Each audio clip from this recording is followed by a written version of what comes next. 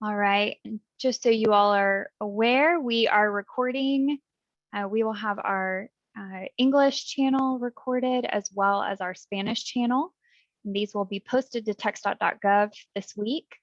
So that in the event that you have coworkers, friends, or family that would like to view this presentation and hear the remarks, they'll be able to visit TxDOT.gov and view the presentation materials as well as hear the audio.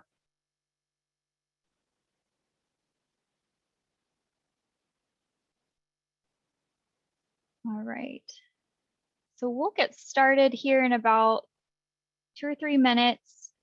Appreciate your patience.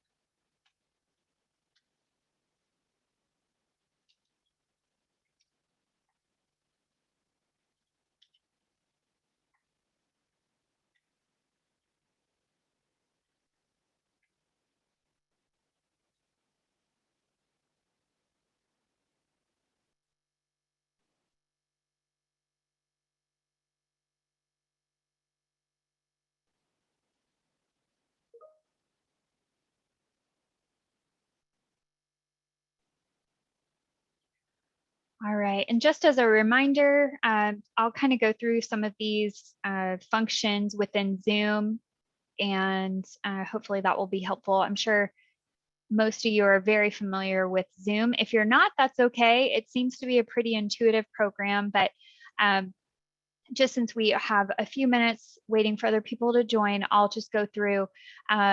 So if you are looking at Zoom, you'll see the bottom left corner, there's a mute button. And then you can always turn on or off your video. That's the next button. Then there's a Q&A and chat function as well. So we are asking that you identify yourself in the chat and just write your name and the organization that you're representing. If you're representing yourself as a private citizen, that's great. Just say so. And then there's also the opportunity to raise your hand. So at the end, we'll ask that you hold questions and comments for the end of the presentation. We would certainly love to hear your voice. And if that's the case, if you're willing to do that, just raise your hand and we'll promote you to a panelist, which will then allow you to be able to turn on your camera or to speak. Now, if you would prefer to just submit your comment or your question through the chat while during the presentation, you are welcome to do that. We will address it at the end of the presentation. Also, we do have interpretation in Spanish today, and so we have 2 very capable interpreters that will be interpreting this presentation in Spanish. And Sandra, at this time, would you like to just give us a brief statement or just understanding of what people should do in order to switch over to that Spanish channel for Spanish interpretation? Absolutely. Buenas tardes. Para escuchar la presentación en español, diríjanse al pie de su pantalla al icono que dice interpretación, parece un globo terráqueo. Al hacer clic ahí van a ver la opción de inglés o español, así que hagan clic en español y ahí van a poder escuchar la presentación en español. Muchas gracias. Thank you, Sandra. You're welcome.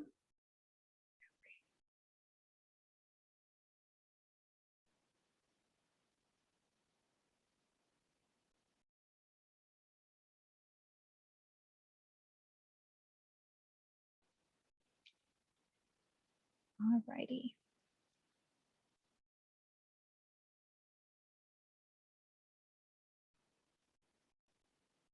All right.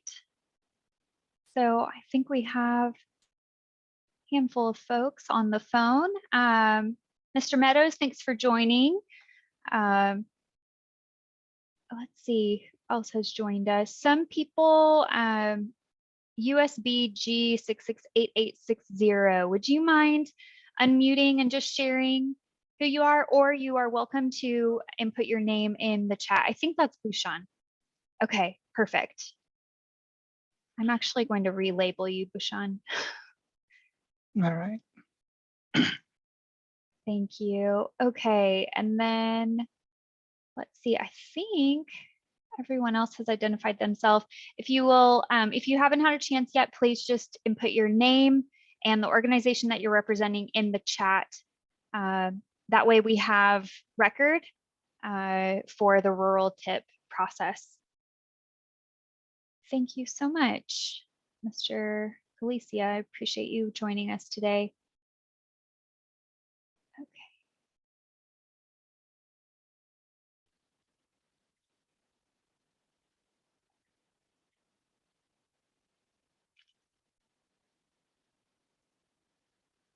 All right.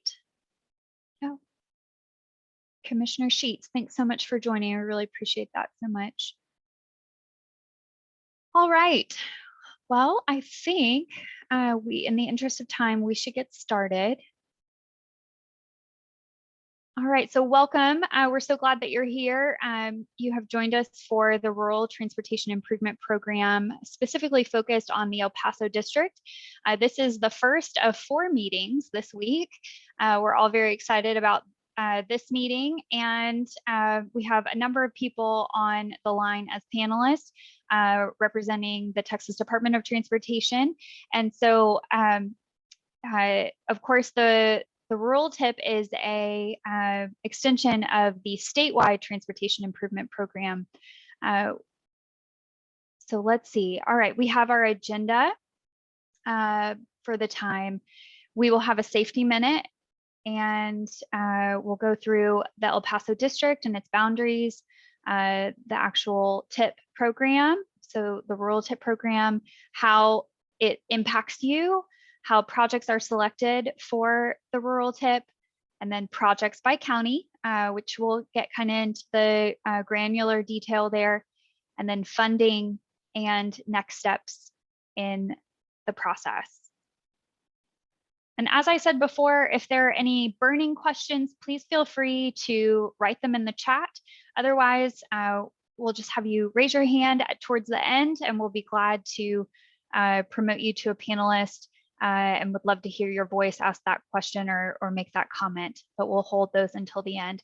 At this time, I'll toss the ball over to Chris Weber. Chris, you're the Alpine Area Engineer for TxDOT, and would certainly love to hear from you and just your service in the area for so many years. Thank you, Audrey. Again, my name is Chris Weber. I'm the Alpine Area Engineer. Lived in this area for just over 25 years and based out of Alpine, but definitely make the rounds to all the rural counties that we'll be talking about today. This part of the world where I chose to raise my kids, and of course my wife and I travel all these roads, so this stuff's a little personal to me, especially when we get into the safety projects and maintaining our system, because we live here too. I'd like to talk a little bit about system safety. November 7th in the year 2000 was the last deathless day on our Texas highways, and we're really asking for everyone's help with this End the Street campaign.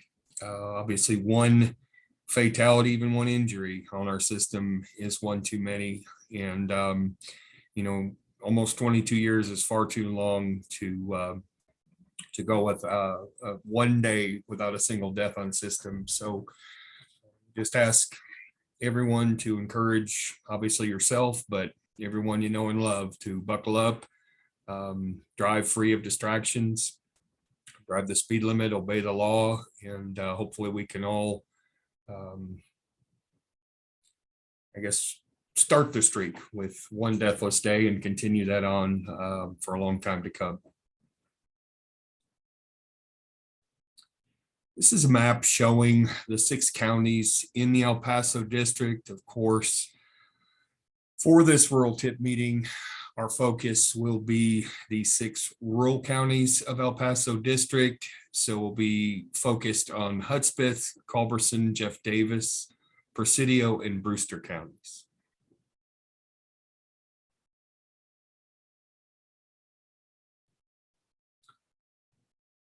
So what is the Rural Transportation Improvement Program?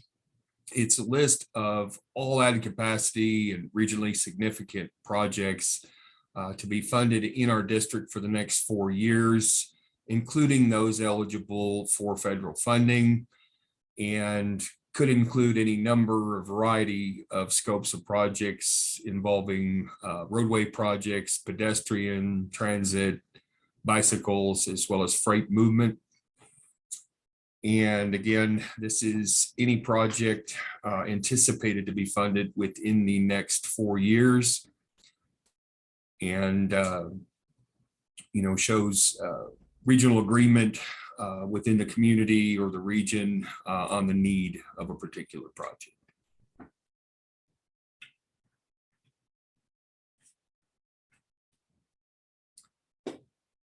So how this impacts you, the audience, this is your opportunity to provide input on the priority of the projects we're going to talk about today. Again, could these projects deal with anything from roadway improvements, sidewalks, bike lanes if applicable. Big focus today, what we're going to talk about as far as pavement repair and maintenance, repairing the existing system we have, possible new or improved traffic signals, as well as turning lanes. And we're going to talk about 76 projects today, but to not discourage you, a large number of those are on the pavement preservation end, which we'll talk about in more detail and are sort of grouped together. But there are some specific discrete projects we'll talk about that have individual scopes that we'll discuss in a little more detail as well.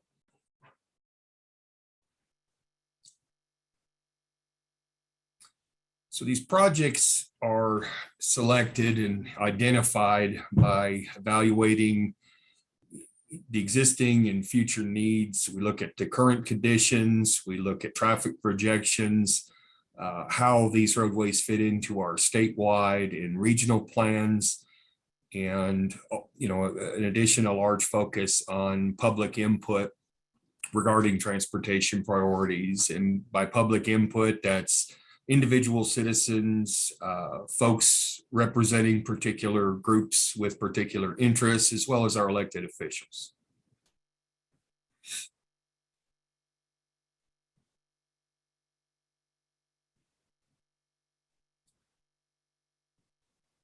So the 2 main categories of projects we'll talk about today are regionally significant projects, those with appropriate scale or reach to be considered as standalone projects in a given program year.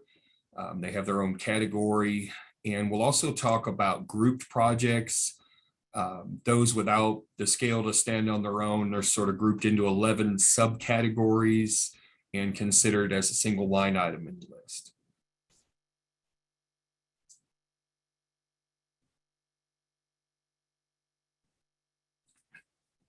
So the map here shows all 5 rural counties with the different letting years color coded. 2023 projects you can see in blue, 2024 are in green, 2025 in purple, and 2026 in orange. And this just gives you an overall picture of the 4 different letting years, the different projects in our plan for each year.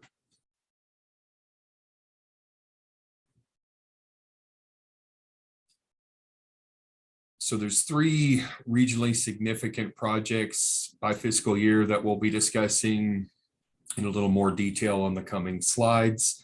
One of them is located in Culberson County, one of them is in Presidio County, and one of them in Brewster.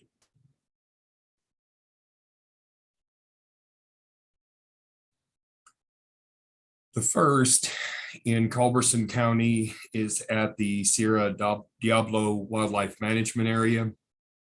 And it's consists of state park improvements, improving the existing unpaved WMA road with additional road-based material. We won't be paving it. It's just improving the existing gravel or dirt road that we have within the Sierra Diablo WMA. And that is estimated to let in May of 2024. And just a note, while we're talking about let dates, what does that mean? Letting dates are the target month where we put the project out for bids to prospective bidders.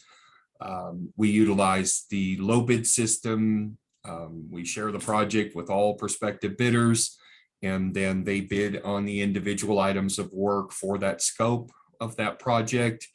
And then if they meet all the requirements that we have for them, and there's no errors found with their bid, the Transportation Commission awards that project to that low bidder after we go through all the checks and balances. And that's the contractor that's going to construct that work for us. But when we say, for the purpose of this meeting, when we say something's going to let in May, this is a general statement.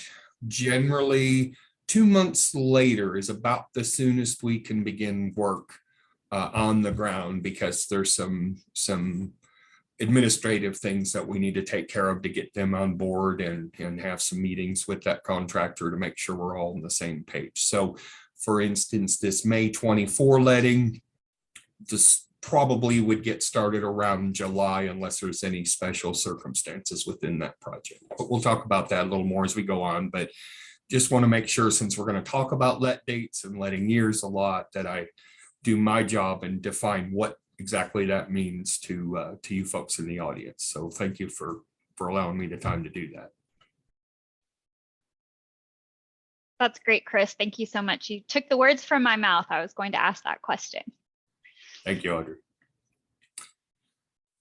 The second regionally significant project that we'll talk about is in Brewster County at the Black Gap Wildlife Management Area, and very similar scope to what we just talked about there in the Sierra Diablos. This one has a letting date of September of 2024. And again, making some improvements to that existing unpaved roadway with some additional road-based material to kind of armor that unpaved surface and allow the traveling public better experience when they're out there visiting that WMA.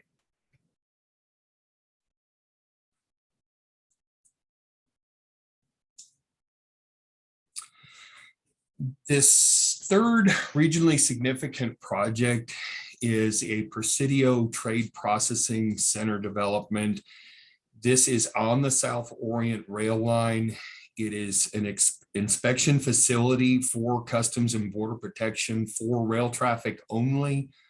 For those of you that remember the old rail bridge structure that was there were just a couple of gates up, and Customs would go open it up and do what inspections they need to do. Well, this is sort of the next generation of that cross-border rail traffic inspection facility, and is set to let right now in spring of next year in 2023. And, will contain, as far as technological advancements, all the tools and that our Customs and Border Protection employees need to conduct a proper inspection on that freight traffic as it passes from Mexico into the United States, and they can do their job.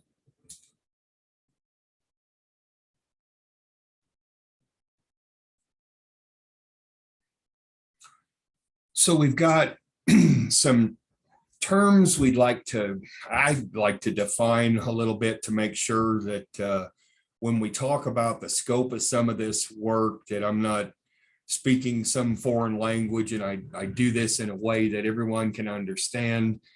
And when we talk about roadway rehabilitation, there's three categories of that we'll talk about today. And you're going to see the term seal coat a lot. And for those of you that may not be familiar with that, the best example I could give you of a seal coat project is the roadway equivalent of putting a new layer of shingles on your home.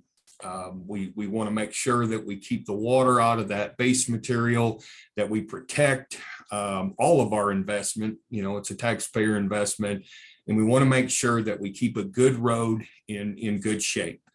And the way we do that is a thin application of asphalt followed by a thin application of stone or rock, and just seals everything out. Again, it's something that we use to keep good roads good. So I always think of that like a new layer of shingles on the house to keep the inside dry. It's a fast moving operation. It's relatively low cost. But that's how you keep a good road in good shape, is that seal coat program. And that's really our bread and butter. I believe about 70% roughly of our roadways in Texas, a lot of them in rural Texas, use this treatment to protect the investment. The second type there under roadway rehabilitation is a mill and overlay.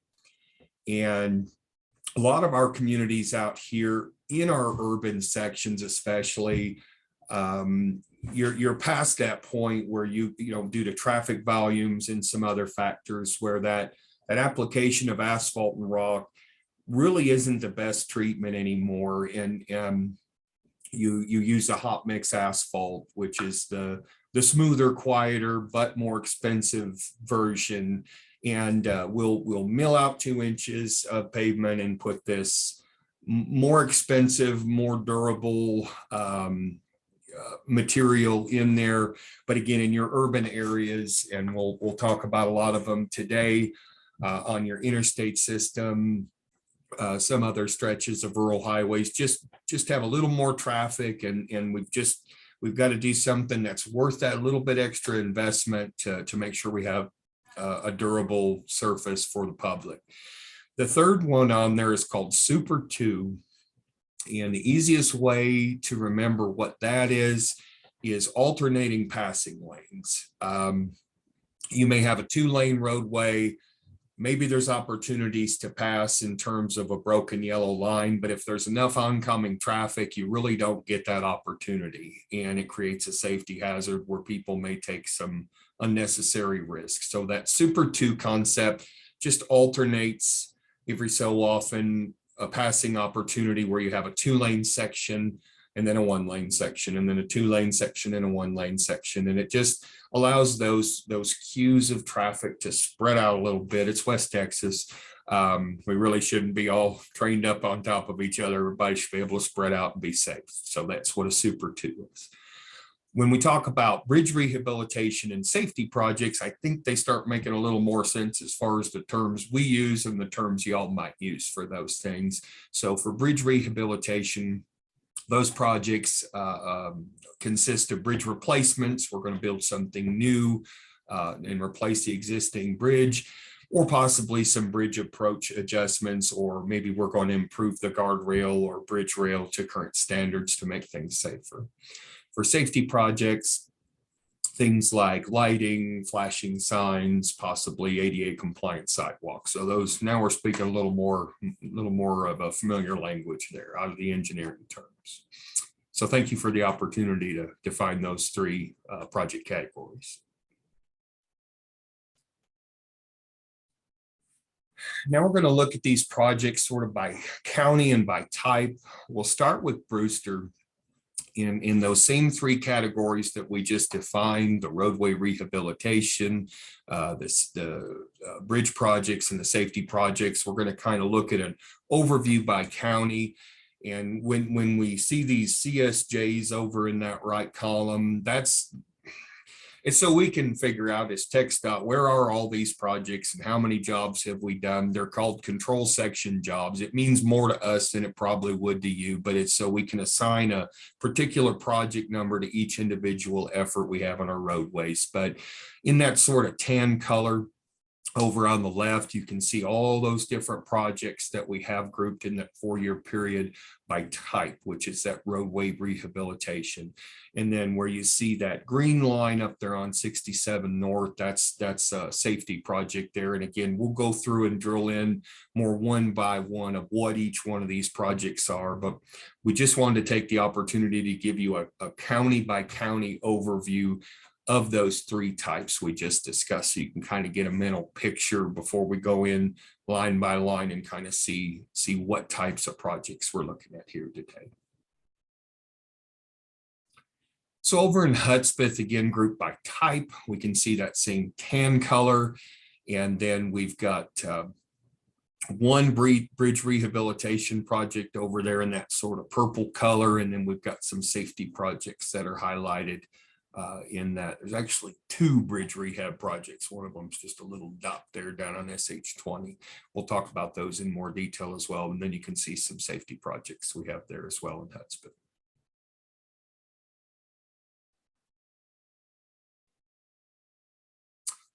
Moving to Presidio County, again, we have that roadway rehabilitation category in that sort of tan color. We've got one little tiny bridge rehab project over there on Pinto Canyon Road, which is off system. And then we've got the safety project or 2 there in Presidio that we'll discuss in a little more detail later on. In Culberson and Jeff Davis, again, we've got that tan color to represent our roadway rehab projects. For bridge rehabilitation, our focus here is along the interstate. Same with the safety projects. You've got one little spot safety project there on 166 at the intersection of 166 and 17, just south of town there, but we'll talk about that in a little more detail here coming up.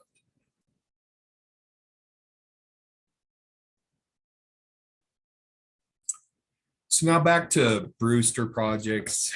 The next series of slides are going to go county by county, and we're going to go in chronological order of the letting fiscal year. And we're going to show the same format for all counties. It's going to show you the highway where the project is located, the type of project by scope. What are we doing out there? The limits from and to. And then as we progress in that last column, that'll show you which of the 4-year letting years that we're talking about today that project right now is currently scheduled. So I'm going to kind of gloss over those seal coat projects that we talked about a little bit. I want to allow you time to look at where they are. But again, that's a fast moving preventive maintenance operation that we do. In 2023 in Brewster, we've got one on State Highway 118, one on FM 170. Hey, Chris. Yes, ma'am, go ahead. I just want to remind you, we have Spanish interpretation. Can you slow down just a jot? I sure can. Thanks for the reminder. You're doing great. Yeah, thank you. Please go on. Then the third project on that list is on State Highway 118. And that's one of those mill and inlays that we talked about. That's up here from the Jeff Davis Brewster County line south to Alpine. It's one of those roadways where it needs a little more than that traditional seal coat in terms of what the pavement surface needs. And we've got that in 2024 right now. Below that, we have State Highway 223, the loop road here in Alpine, and that will be rehabilitated. And we're going to look at the existing sidewalks out there as well, especially going past Saul Ross, the college, as well as the high school, the new high school that's being built. So we'll be looking at ADA compliant sidewalks there as well. And then the remaining 7, I believe, on this list are seal coats as well, scattered, throughout Brewster County, but all of those and continuing into this next slide are in 2025. And again, that's part of our preventive maintenance program, big focus on US 90. State Highway 118, and we've got a few more on that next slide as well that continue that 2025 seal coat program.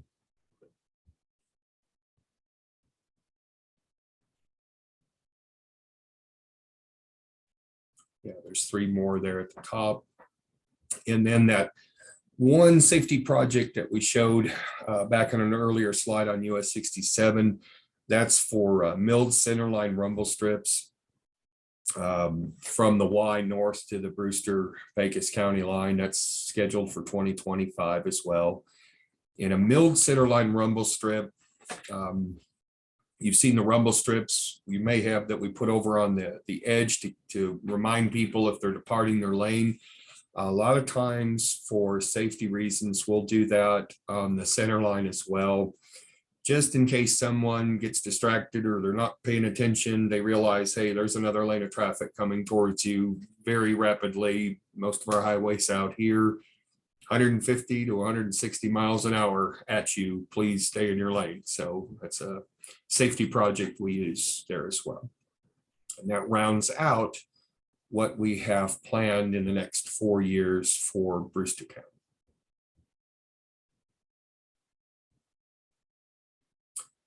Next, we'll move to the 4-year plan for the Hudspeth County projects. The first 2 are split up between 2023 LET fiscal year and 2024. And that's over there on SH20 in Hudspeth County. As you go from El Paso County to Hudspeth County, all of a sudden you have no shoulders, and we're aware of that. It's created some potential safety issues in the past, and we want to build shoulders out there and make that roadway safer. And you know, shoulders give you a little more of a margin of error out there when they're paved, and that's exactly what we're trying to do there on those first 2. The next series of projects are that same preventive maintenance program I spoke of earlier. This LET fiscal year is 2024, is part of 2024 seal coat program, various locations throughout Hudspeth County. And that last one there is something we're excited about to deliver to Hudspeth County. It's a brand new safety rest area about 9 miles east of the El Paso County line in Hudspeth County. Some of you may be familiar with the safety rest area we're building over east of Van Horn right now in Hudspeth County, in Culberson County, I'm sorry. This is a similar project that's planned to let in 2024 in Hudspeth County. And just a note for those of you that may not be familiar with our safety rest areas, these are far more advanced and have a lot more amenities than a traditional rest area where you just stop, use the facility, and get back on the road. We have an inordinate number of fatigue-related incidents on our roadways, crashes on especially on I-10. And we want to provide an opportunity with these safety rest areas for people to stop and spend a little time. There'll be vending machines if you want to grab a cup of coffee. There'll be a playground if you want to let the kids run around and get some of that energy out. I know my kids don't deal well if we go too many hours on the road. I hear about it. So we want to make sure that they get some of that energy out so I can focus on what I need to, and that's driving. There's walking trails, there's picnic areas. The whole point is instead of stopping and getting back to the car as fast as you possibly can, to hopefully encourage drivers to take that break and get back on the road in a little better shape and a little safer manner than maybe when they got off I-10 to take that exit to visit the safety rest area. That's the concept. Continuing on with Hudspeth County projects, again, another mill and overlay with some safety enhancements. And again, when you see a mill and overlay and we talk about safety enhancements, we're talking about those milled in rumble strips on the center line and the edge line, just to give that audible warning. Again, I try to talk about safety as much as possible when I get in environments like this. And lane departure, people leaving the lane of travel, if I could stop one thing that we have go wrong on our highways, it would be to keep everyone in their lane at all times. Bad things happen when we leave our lanes and don't intend to pass someone or that. So we put these audible warnings in there, especially every opportunity with a mill and overlay, a brand new surface mix to try to remind people. You've got the visual cues of the yellow and white lines out there. We try to put these audible cues wherever the pavement structure allows us to do that. So we've got that one in letting year 2025 on I-10 as well. The next three looks like we got the same project in there 3 times. It's not. It's one project with 3 distinct Super 2 passing lanes in that up there on 62 and 80 on the Carlsbad Highway. And again, with as much traffic as we have up there, we're just trying to give people, regardless of how much oncoming traffic we have, an opportunity to pass each other. And maybe you get behind one of those RVs like I pull going 60 miles an hour. Well, you don't have to wait behind me. We'll give you that passing lane. You can get past me and we can both go our own speed. The next one there is replacing the bridge and approaches there at Fort Hancock, the International Bridge, from SH20 to that demarcation line there. And again, that's a let year of 2025 as well. The last 2 on I-10 that we have here to close out Hudspeth County is mill and inlay again. Sometimes we say mill and fill, sometimes we say mill and overlay. It's all the same thing. We just get tired of the same words sometimes, so we use some different ones, but it's getting rid of that old surface and putting a new surface back in that's nice and smooth and black, and has some skid or friction resistance when it rains. We've got one out there on I-10. That's Old Tiger Town out there. And I got to put my plug in now. It gets real bumpy and then we go through and smooth it out. We know that it's a very deep problem. I could talk to you about expansive clays and put you all to sleep, including your children tonight, without talking about it very long, but it's some very poor, deep material that expands and contracts a lot. It's only a 2-mile section, but that's where the interstate is. There's the most cost-effective way to treat that is trim off a little bit every now and then and give us a nice smooth surface that can hold up in wet weather and allow people to stop if they need to. But if you want the 8-hour version, we'll make sure you have my cell phone and I'll give you the extended version of why those clays are so hard to build on and create such a headache for engineers. But I won't bore you all anymore with that. This last one is replacing the rails, which are the guardrails at the bridges and approaches out there on I-10, just west of Acala, over there to the junction of SH20. And that's one of those safety upgrades to just make sure if somebody does blow a tire or have an errant vehicle, that the stuff we have over there on the side of the road meets our best and brightest safety requirements that we have currently. And that's a letting year 2026, just like the last one. Thanks, Chris. You make me laugh with all of your engineering knowledge and how passionate you are about it. And as you are talking passionately, you speed up a little bit. So just reminder, just slow down just a tad, but you're doing great. Thank you so much. I feel like I'm talking very slowly, but I do get a little excited, especially you are. Yes, you're safety part. You're doing great. You're doing Apparently great. clay makes me angry too, so I speed up then too. I get all excited about clay, but that's why you become an engineer, because dirt can make you happy, right? Moving along, and thank you, Audrey, for the reminder to slow down. I guess it's a good thing I get excited about projects, or somebody else should probably have my job. Moving along to the rural projects in Presidio County. Beginning with the 2023 letting year, the first one we have on the list there is another roadway rehabilitation on Business 67 in Presidio. That one's needed some attention for quite a while.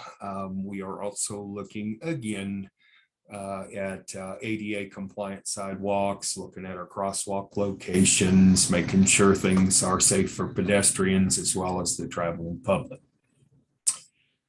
Then the next two are on FM 170 and fiscal lit year 2023. Again, that seal coat program, that putting another layer of asphalt and rock down to preserve the facility that we have out there on FM 170.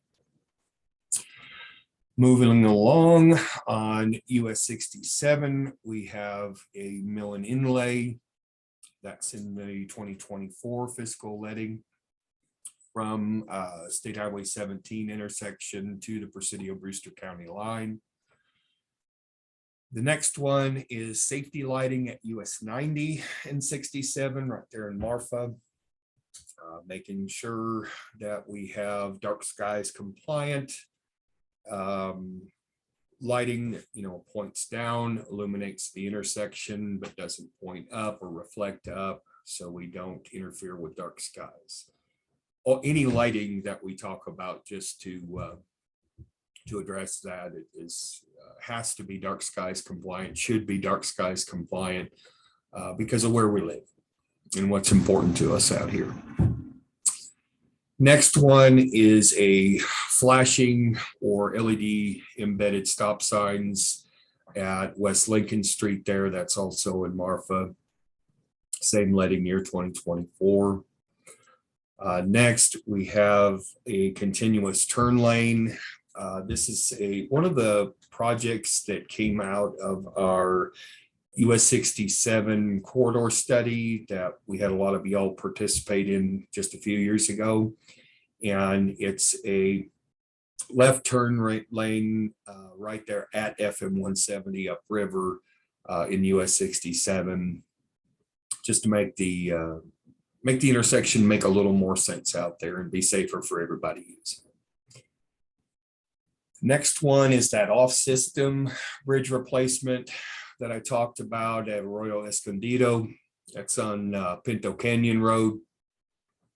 It's basically a glorified culvert, but since it's an off-system bridge, we keep an eye on that and make sure that that one's taken care of, and it's due for replacement in 2025. Next two on that list, and I believe continues to the next slide, is again part of our preventive maintenance seal coat program there in 2026.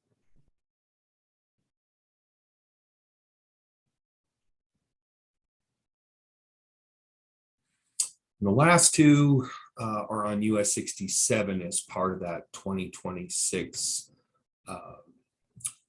seal coat program. And Audrey, just a note, I see these chat things pop up. I believe we had a question that needs to be addressed at the end from our representative from McDonald Observatory. And I just wanted to be sure you saw that. Yes, we are monitoring the chat, and so yes, we're adding that to our list to address at the end if you're comfortable with that. Very good. I knew you were, Audrey, but my ADD gets all excited. I see a chat come up there and I'm trying to focus over here on the project stuff. So No, I can't do anything more than one thing at a time anyway. You're doing great, Chris. Yeah. You got some smart folks paying attention to that chat for us. Thank you. You're doing great. And thanks for the chat, everybody. Just as a reminder, you're welcome to add those comments and questions in the chat now, or you can actually raise your hand and we'll call on you towards the end. But thank you so much. And Chris, I'll let you continue. Thank you for that, Audrey. I figure if there's been some others I just didn't see, I wanted folks to know that you're keeping your promise and they are going somewhere, and we're going to address those here towards the end of this to make sure we capture them all. So thank you for that reminder, Audrey. I think we're ready to advance to the next slide. Is that right? Yes, ma'am. Thank you. Okay. Audrey. This is a big one. Yeah, Sorry, guys. We're moving along to Culberson County, and The first two on there, I can knock those out. Those are concrete intersections over there by that Pilot gas station. We're real happy they sell a lot of fuel there, keeps those trucks on the interstate, but you know, it's just, again, trying to maintain a seal coated surface right there, or even a hot mix surface with all that constant loop of truck traffic from the interstate. It's just beyond the limits of what we have out there today. And we want to put a good durable material in there, be a little interesting to construct under traffic. We've got a lot of good ideas and some smart folks working on that. But once we get that concrete in place, there's a reason the interstate and a lot of locations is concrete as well, that it'll be able to hold up to that heavy turning traffic much better than what we have out there today. Moving along to the next 8-9 projects there. That's again, both on our frontage roads along US 62, along State Highway 54, and FM 2809, a continuation of that seal coat program. And this will be part of that fiscal 2024 seal coat program. Then the next two projects we have on there are up near Wild Horse, and that consists of replacing existing bridges and approaches on I-10, as well as the approach rail. The last project on that list is over there on it's on US 62, up there just west of 652, and that is some chevrons and lighting up there near the rest area, looking at some drainage concerns and that as well. And that's also part of that 2024 fiscal year program.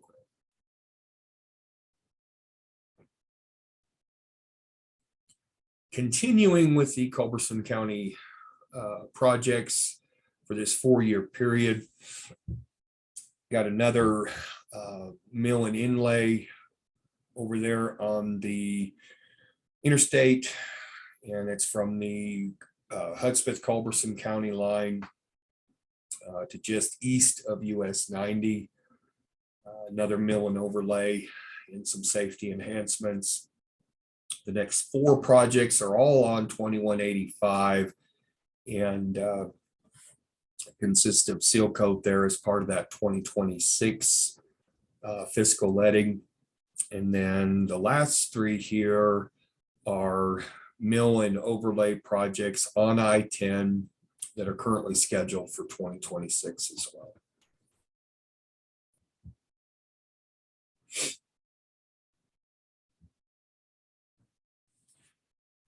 So for Jeff Davis County, we've got an overlay on State Highway 118 from right there in Fort Davis to about 6.5 miles south, and that'll tie in with that existing hot mix joint that we have out there. So between the project we covered in Brewster County earlier and this project we covered here, you'll see a hot mix surface here in the coming couple years, all the way from Alpine through Fort Davis, kind of connecting all the dots there. I know we show these county by county, but I just popped into my head that it actually does make sense. We're going to connect all those dots together. The next 2 are on State Highway 17, right at that intersection of 118 and State Highway 17. We're seeing more and more where we study some of the accidents we see. When we see a more frequency of some things happening at night out there, there's some tools we have to get people's attention. Maybe they're fatigued, maybe just because it's nighttime, maybe it's raining, but just some tools that we have to get the driver's attention a little bit better than some of the more traditional stuff that we've seen out there. And we're trying some of those things out as well. Those are in the 2024 letting. Also on 166 at State Highway 17, same thing, just looking at those tools and trying to apply them in the appropriate location.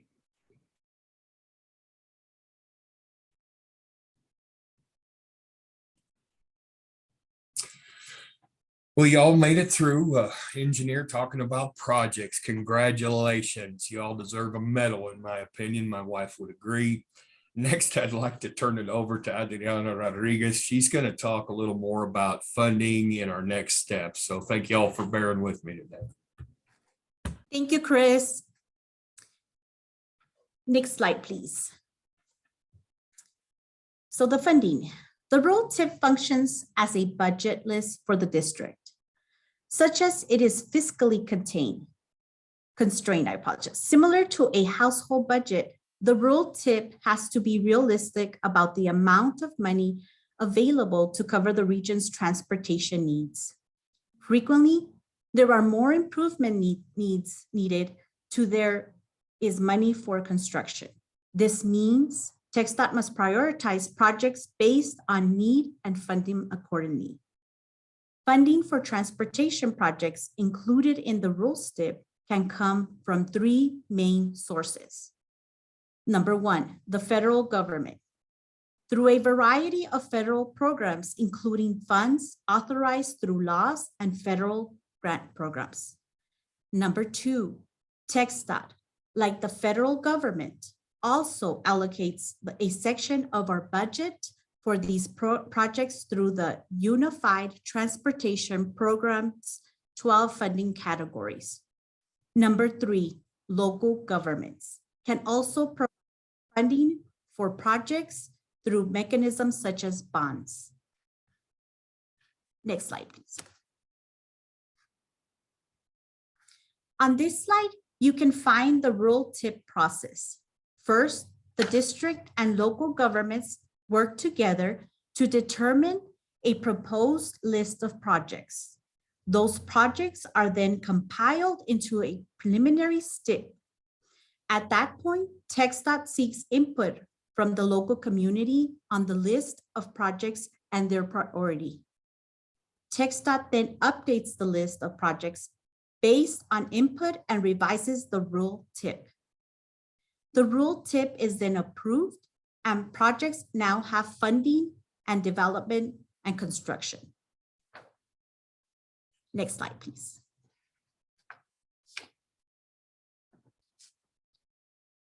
Now that you are familiar with the rule tip, we want to hear what you think.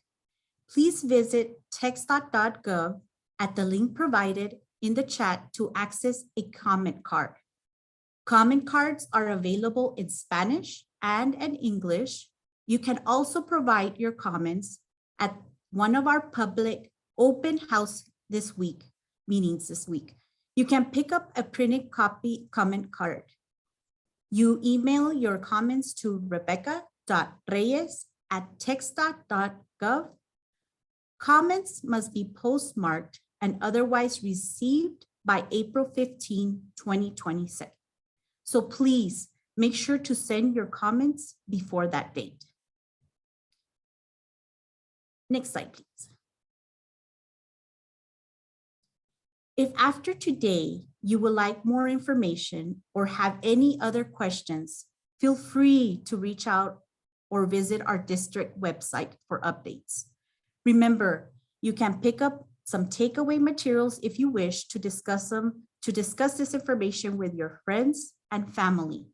Just remind them to make sure they send all this information before April 15th. Thank you all. All right. Thank you so much, Adriana and Chris. That was such a great presentation. And I'm going to pick up here and just remind you all that this is the first of 4 meetings this week. We have additional in-person public open houses.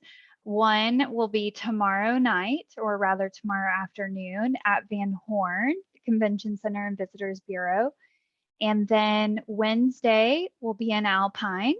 And then Thursday will be in Presidio. So if you are you just can't get enough of this information, you want to join us again, we'd love to have you join us in person.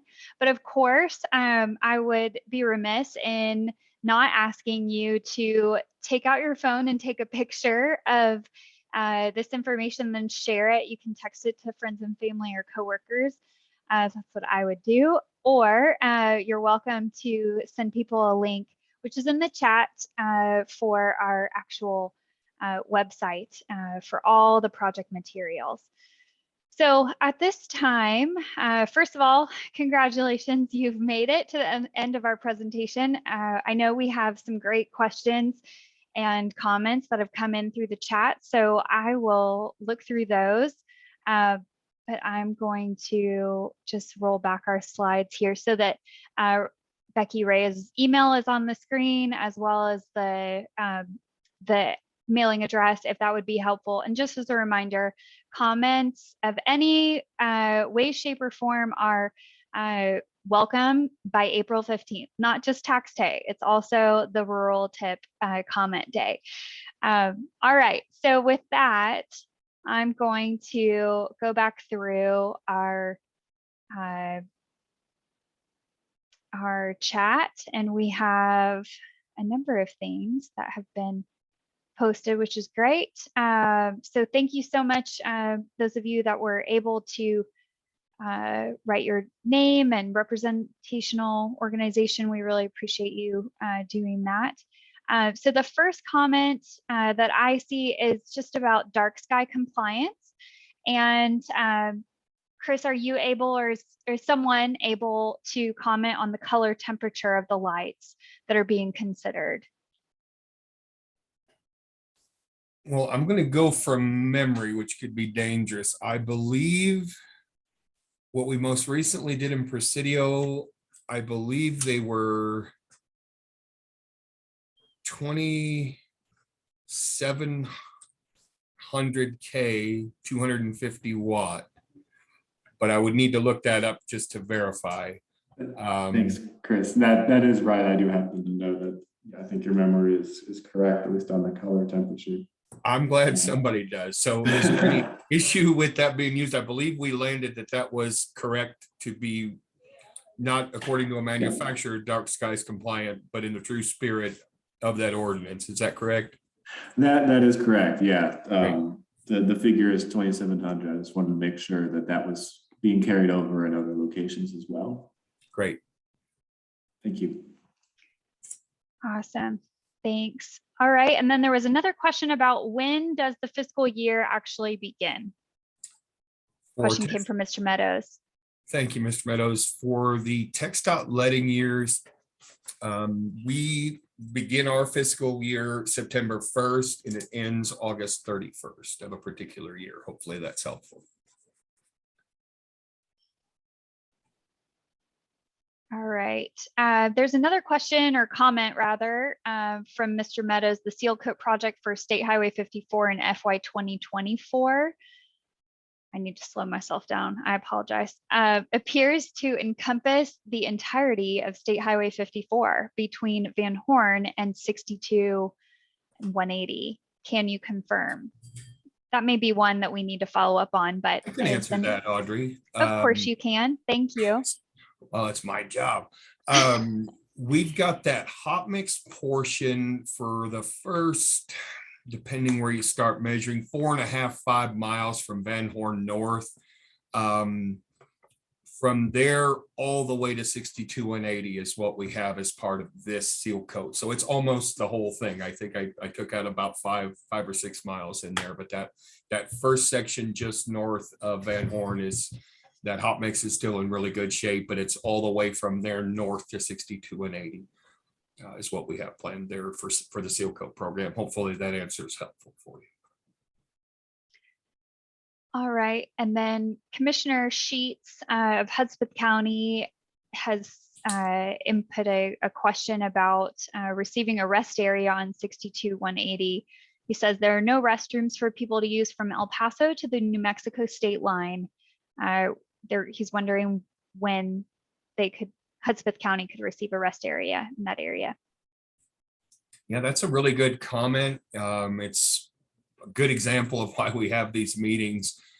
We've got that one over in Culberson County over towards the state line, but that's a long way from El Paso. So I do appreciate your comment, and I think that's an excellent comment. We appreciate you taking the time to make that today, Commissioner Sheets. Great, thank you. All right, would anyone like to raise your hand, share a comment? We have a handful of elected officials. I know you guys are used to making public comments and statements. So any questions, comments? I believe you have all been given the ability to speak in our Zoom call today. So please feel free to just raise your hand and I can call on you, or you can unmute yourself and speak. We'd love to hear from you. In the meantime, we have a comment from Mr. Halpern. Chris, you have said driver fatigue is the cause of numerous accidents on US 67 between Presidio and Marfa. Any plans for a rest area there and more passing lanes? Thanks for all that you do. Thank you, Robert. I know rest area was one of the things we discussed. I know you and I discussed that quite a bit as well, Robert. We don't have anything in this rural tip we're talking about now, at least in the next 4 years. That can always change depending on public input. Right now, it's not in there. We do have those safety turnouts periodically throughout that route between Marfa and Presidio.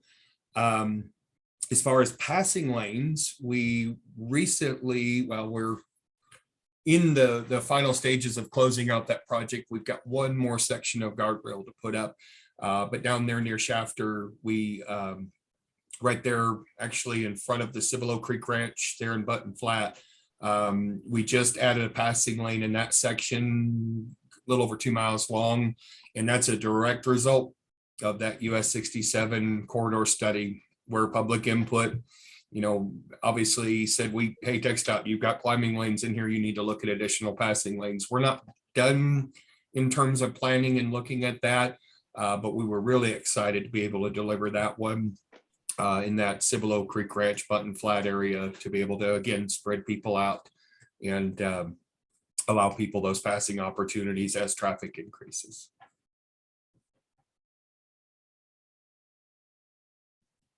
Okay, great. Thanks for that, Chris. All right, anybody have any additional questions, comments? And just for the record, you making a comment in this public meeting, though it is virtual, will still be a registered comment for our rural tip process and will be entered into the record. So don't feel like you have to fill out a comment card. We would obviously love that as well, but all of it will be included in our summary of these meetings from this week. And that includes verbal statements as well. I'm just going to switch to our slide. So again, we have meetings tomorrow, Wednesday and Thursday, the same time each day. And certainly would love to see you all in person, but really appreciate that you took the time to listen to our presentation today and then have shared some comments and questions with us. We will be on the line for another hour. So you are welcome to stay with us or you are welcome to ask questions and make the time go by faster. But in any case, we really appreciate you taking the time to spend with us and listen to this presentation.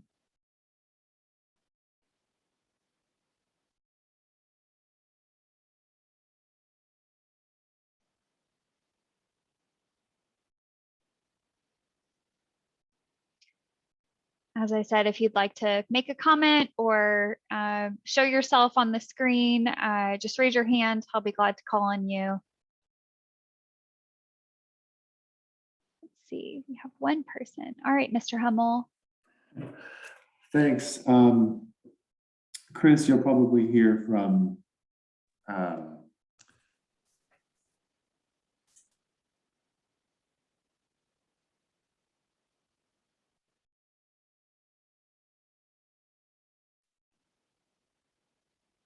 I think Mr. Hummel should be able to join.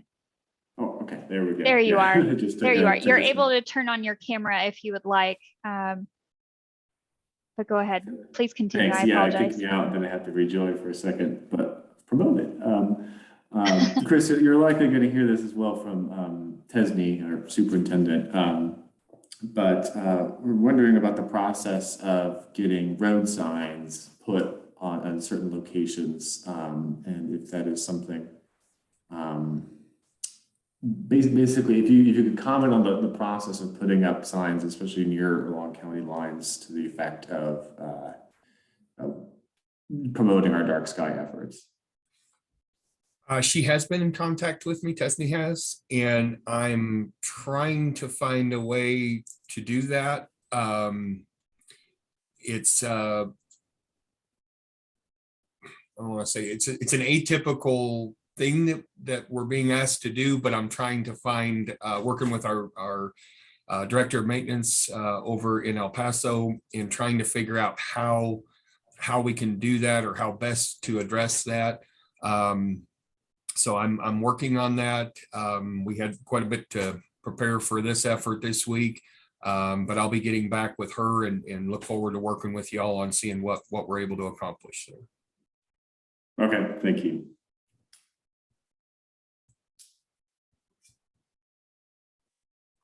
And the other question, follow-up question on,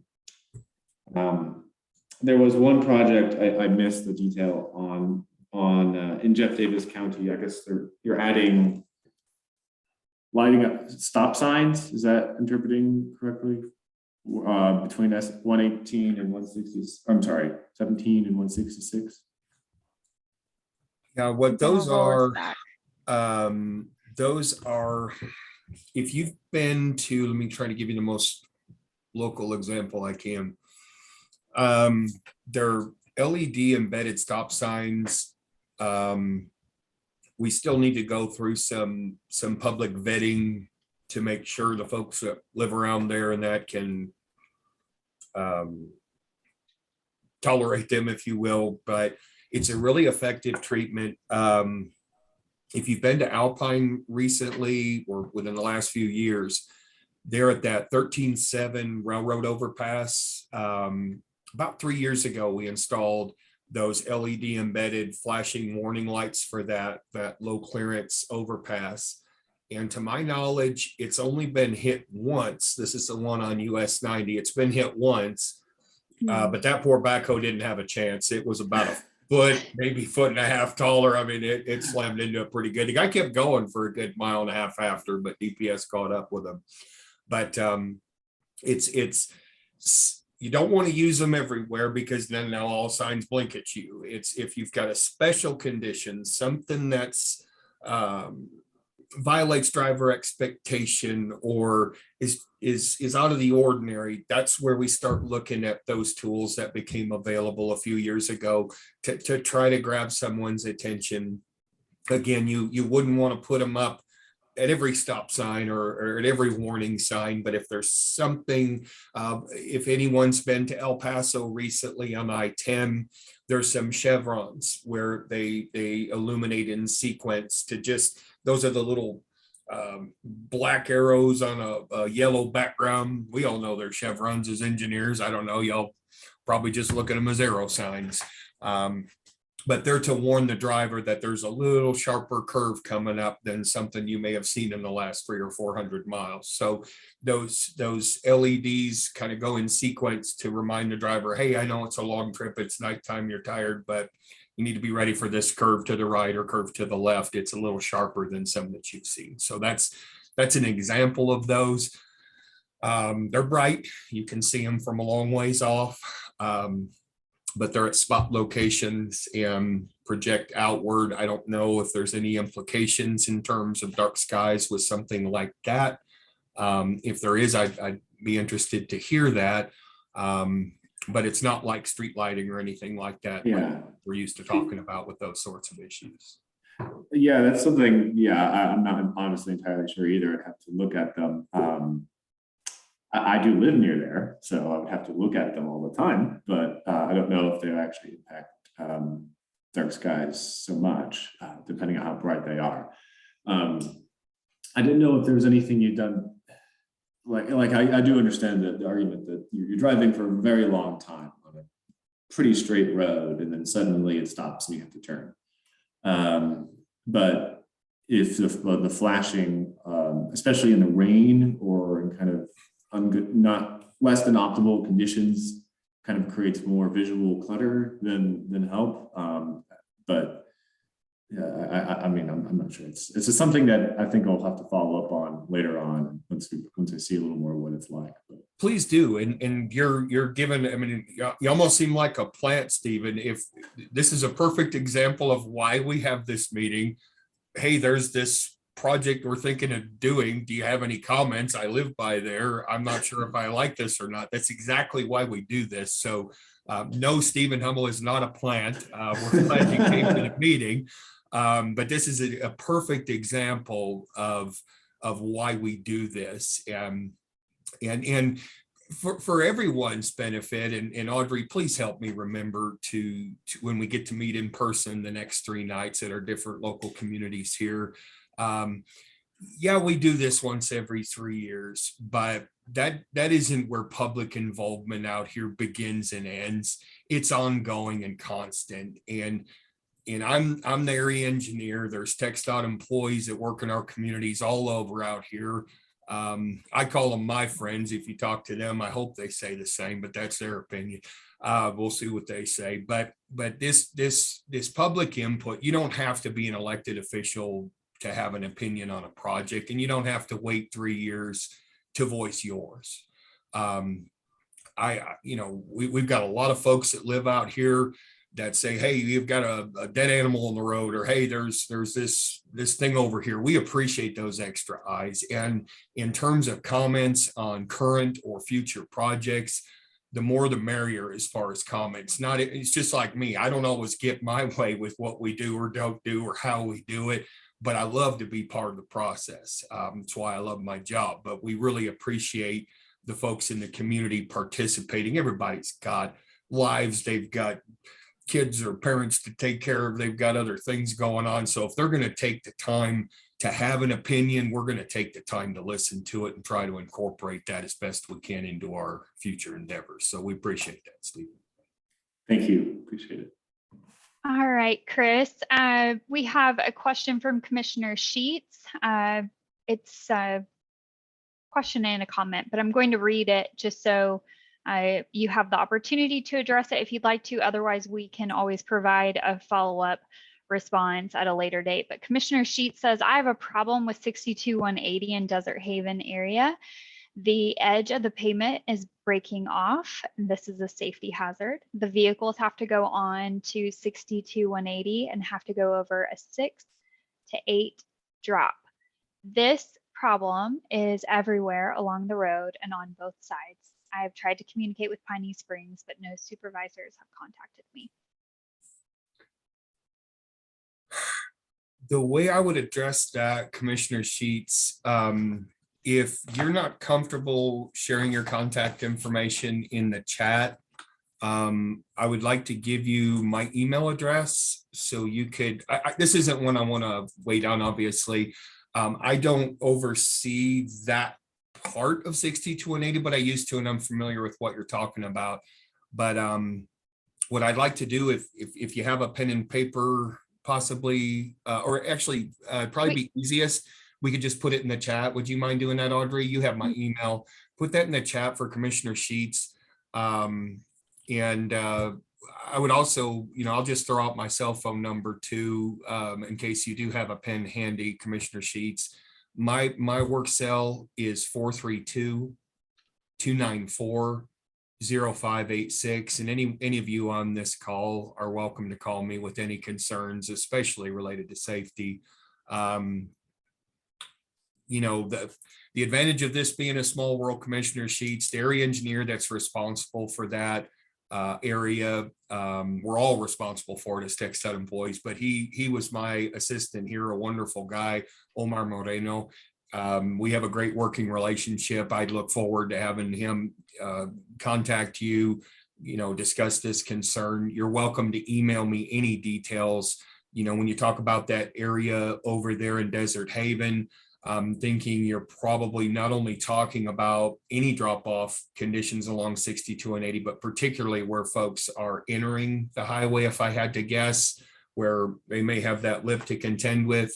I don't know if you're able to get on and speak, Commissioner Sheets, or not, but I would be interested to hear a little more detail of exactly what that concern might be. But that's something we can absolutely address.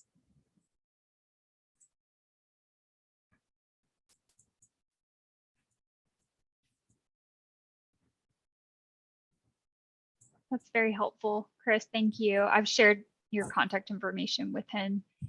Thank you. Mhm. Oh, great. And I have a phone number for you as well. New friends. Okay. And Commissioner Sheets, I'll reach out to you. We've got this next series of meetings, but if you've got some time during the day, Audrey will be sure and share that number with me. And I'd like to give you a call to discuss that in a little more detail if you don't mind. Thank you for the comment. All right.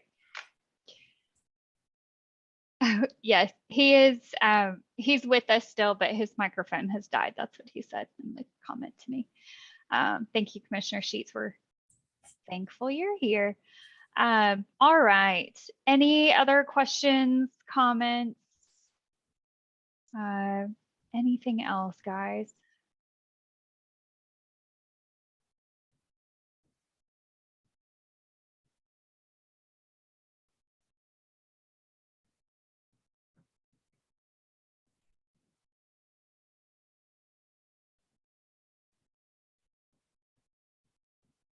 I'm seeing we have a couple of folks that have joined us just recently, and I'm not going to call people out by any means, but I'm happy to, we're happy to take your comments and questions now, or you can certainly pull up the chat, and we'll actually provide, we have today's presentation being recorded, and so we'll provide that, but also you can actually go and pull up the PDF if you would like now, if you missed any of it before. I'm just going to add that link in there. All right. Any other questions or comments from our team or from the participants?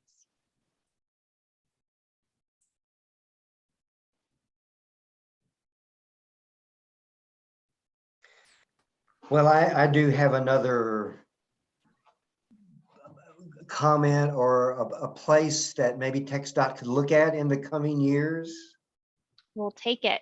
Please share. You have the floor. So it's to replace or it's either to replace the bridge at Alameda Creek that connects Marfa proper with unincorporated community, and it's a growing area because it is unincorporated. So that's where the modular homes are going.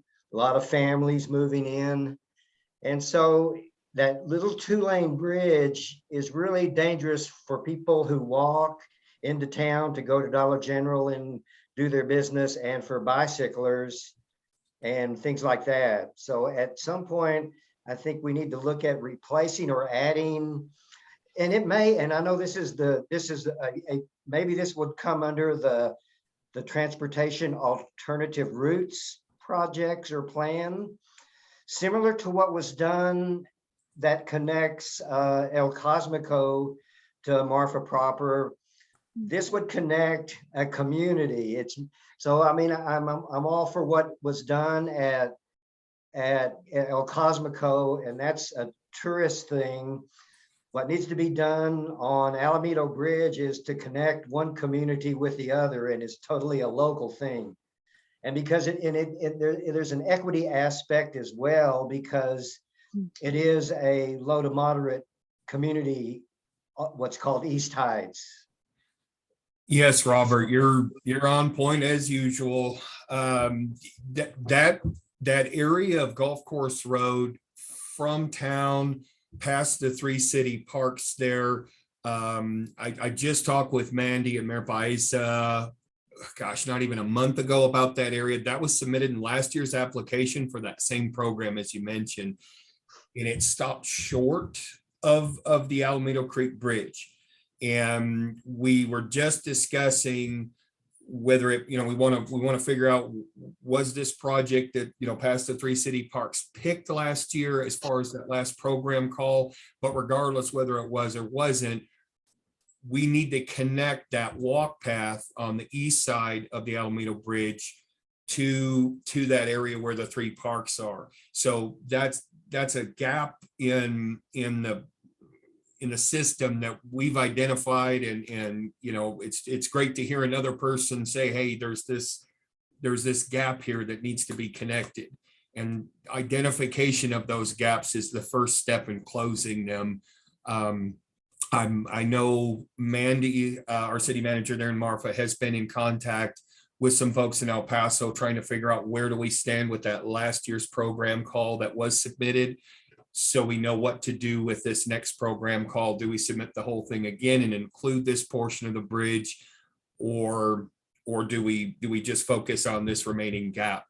And whether the bridge is rebuilt or not, there just so you know, Robert, there are some ways of attaching pedestrian features to existing structures that are more cost effective. So it's not, if we don't have all this money for a brand new bridge, is there something as an interim step that can be done to connect and bridge that gap, literally bridge that gap? So thank you for the comment, Robert. I hope that helps. It does. And what I see there is sort of, if the old bridge still has the structural integrity that TxDOT does a cantilevered access. So because it's only going to be bikes and pedestrians, maybe we could do some sort of cantilevered access that gets pedestrian bikes off that 2-lane bottleneck. I'm jealous, Robert. I wanted to use the term cantilever, but Miss Audrey has coached me wisely that I'm not allowed to use big words today, engineering terms and all that stuff. So I'm glad you said it, not me, so I won't get in trouble. But that's exactly what I was referring to, Robert. Thank you. Thank you, Chris. Very funny. We all love the word cantilever. It's such a good one. Okay, well, great comments, Mr. Halpern. Thank you so much. I really appreciate it. We're kind of dwindling down on our couple of participants now. So any other questions, comments? We'd love to take them even beyond the rural tip. Any other questions for TxDOT?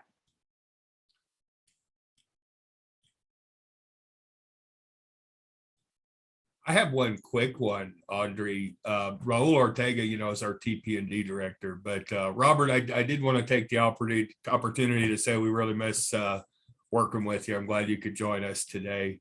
Robert was the editor for the Big Bend Sentinel for many, many years, and really miss working with you. It was a pleasure always. Same here. And it's good to continue working with you through the Rio Grande COG. Yes, sir. Yes, sir. Glad to hear that. That's great. Well, good. Okay. Well, thank you so much, everybody. This has been really beneficial. We'll continue on. Obviously, we'll keep this line open in case we have others that are able to join us for the last 30 minutes of this call. Anyway, if there's any other burning questions, comments, by all means, voice them. Otherwise, we'll look forward to hopefully seeing you at our virtual or our in-person meetings this week. Please share this with your colleagues, especially Mr. Halpern. It'd be great if you would share this with the COG. I'm sure you guys are a big employer and have some people that could attend. We'd really appreciate that. Just in your network, be wonderful. Yeah, let's see. Anyone else have any other comments like from TxDOT? Chris, is there anything? I know you've been talking and you're ready to not be talking. Is there anything else that we need to share with this time? I can't think of anything, Audrey, from my end. Again, just hopefully the participants today will be able to share the message that we've got, 3 other opportunities, as well as anytime up till April 15th to view this presentation online or in person and make comments and help us put together the best plan we can for the next 4 years for the public. Yes, you and I were talking and preparing for this meeting last week, and you said something very simple but very profound, which is that TxDOT does its best work with input from the public.